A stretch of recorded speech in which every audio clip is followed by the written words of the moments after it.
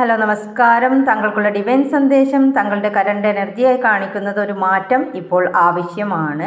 പക്ഷേ എത്ര ശ്രമിച്ചിട്ടും പഴയ പ്രശ്നങ്ങളോ ഉപേക്ഷിച്ച ആളുകളോ അവരെക്കുറിച്ചുള്ള ചിന്തകളോ താങ്കളെ വീണ്ടും വേട്ടയാടിക്കൊണ്ടിരിക്കുകയാണ്.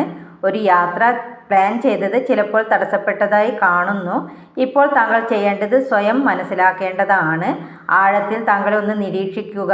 ഇത്തരം പ്രശ്നങ്ങളെക്കുറിച്ച് താൻ ചിന്തിക്കുന്നത് അല്ലെങ്കിൽ അങ്ങനെ ചിന്തിച്ച് സമയം കളയേണ്ട കാര്യമുണ്ടോ എന്നൊന്ന് ചോദിച്ചു നോക്കുക. പ്രശ്നങ്ങൾക്കിടയിലും ഒരു പ്രകാശം താങ്കളെ കാത്തിരിപ്പുണ്ട്, അത് ശ്രദ്ധിക്കുക.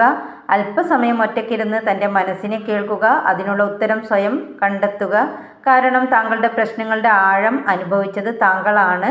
അതുകൊണ്ട് തന്നെ സൊല്യൂഷൻ കണ്ടെത്താൻ മറ്റാരേക്കാളും താങ്കൾക്കാണ് സാധിക്കുക. ഒരു പ്രോബ്ലം ഉണ്ടായാൽ സൊല്യൂഷനും തീർച്ചയായും ഉണ്ടാകും. പ്രോബ്ലത്തിൽ തന്നെ ഫോക്കസ് ചെയ്യാതെ സൊല്യൂഷനിൽ ഫോക്കസ് ചെയ്യുക, ഉത്തരം ലഭിക്കുന്നതായിരിക്കും.